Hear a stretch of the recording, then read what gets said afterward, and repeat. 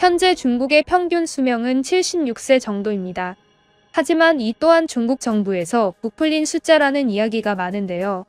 이에 비해 한국의 현재 평균 수명은 83세입니다.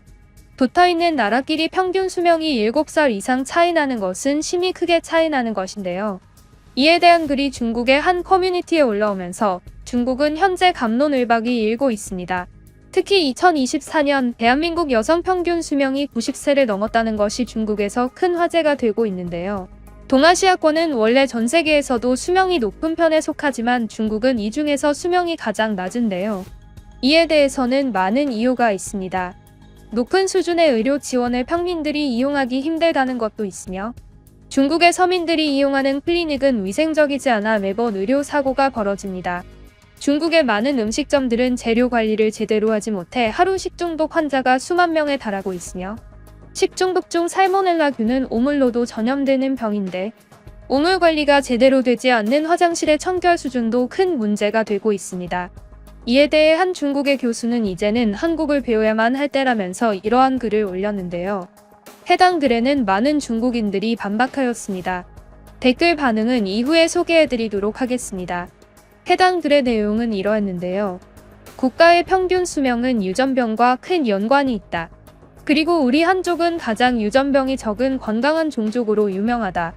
하지만 한국인의 경우는 많은 이들이 헬리코박터균을 포함한 위장 관련 질병을 가지고 살며, 그들의 사망 원인 중에서 가장 큰 원인은 이 혹은 심혈관과 관련된 질병들이다. 그럼에도 불구하고 한국인들의 수명은 중국인들에 비해 현저히 높은 수준이다.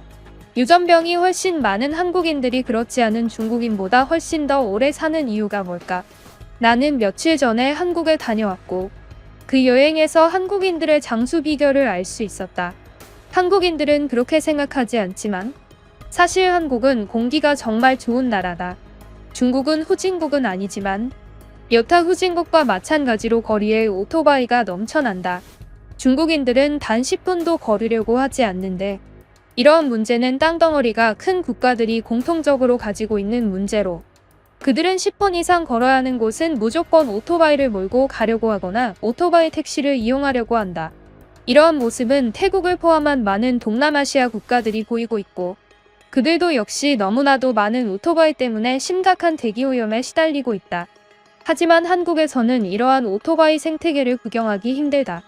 한국은 차가 정말 많이 돌아다니는 국가이지만 차가 아무리 많다고 한들 중국에서 보이는 오토바이의 수준이 되지 못한다. 한국인들은 항상 걸어 다니려고 하고 대중교통을 이용하는데, 한국의 지하철을 이용해보면 얼마나 많은 노년층들이 지하철을 이용하는지 볼 수 있다. 한국의 지하철은 전혀 편리하지 않다. 그들의 지하철은 정말 서울의 모든 곳을 돌아다닐 수 있게 만들어져 있지만, 갈아탈 때마다 긴 거리를 걸어 다녀야만 하고, 자리가 없으면 계속 서 있어야만 한다.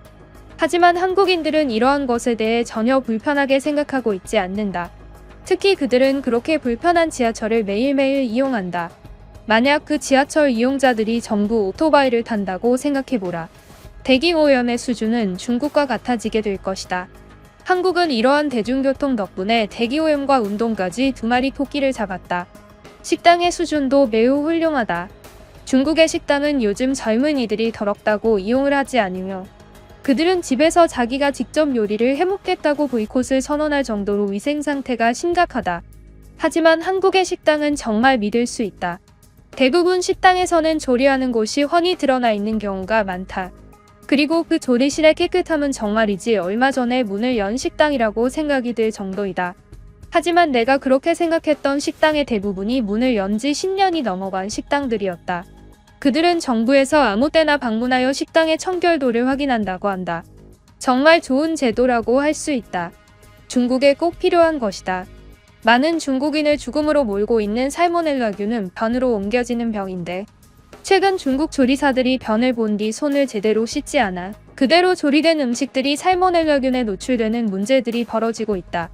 모든 중국인들은 살면서 10번 이상 살모넬라균 식중독에 걸린다는 말이 있는데, 한국인들에게는 쉽게 걸리지 않는 병이기도 하다.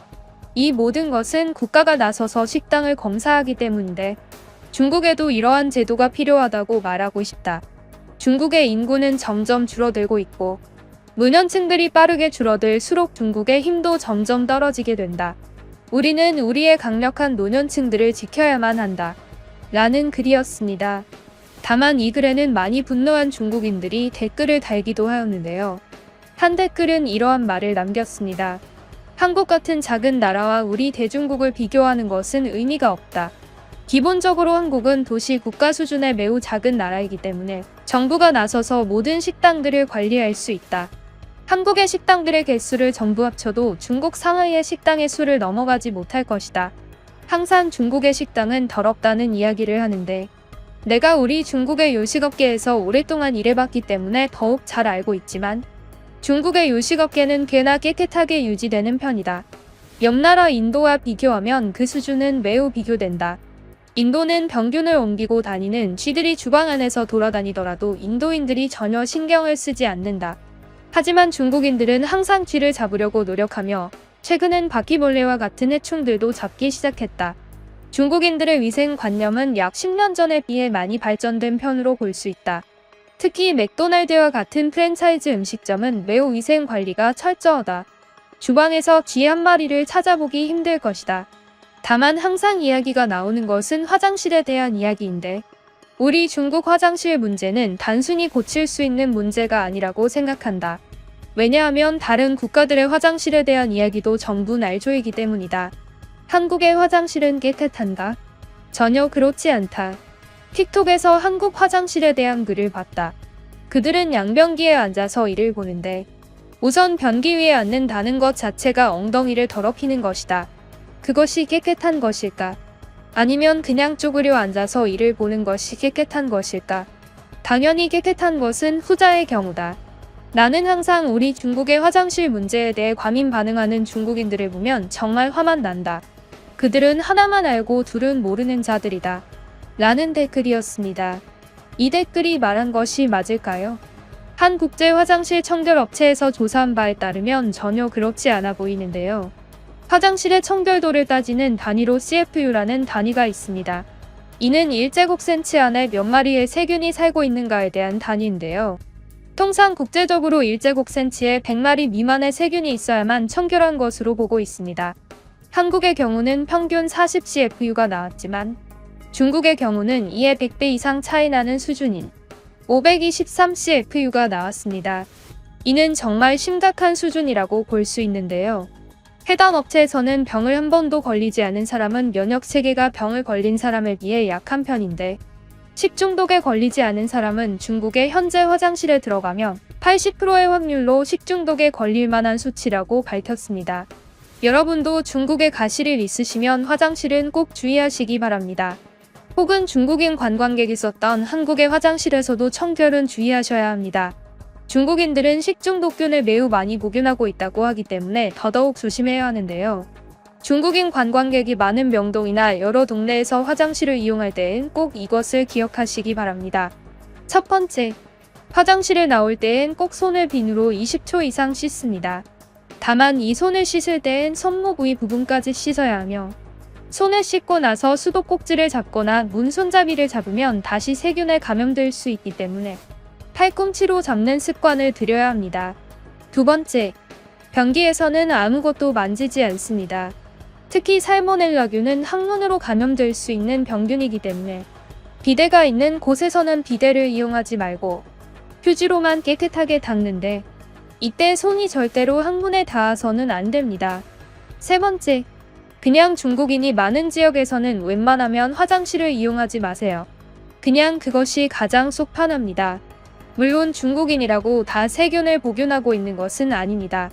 다만 구독자분들 중에서 식중독에 걸린 적이 거의 없었다거나 최근 5년 내로 식중독에 걸린 적이 없었다면 현재 식중독균에 매우 취약한 상태이신 겁니다. 특히 나이가 많으실수록 식중독의 취사율이 높아지는데요. 화장실 이용에는 이제 꼭 주의하셔야만 할 것입니다.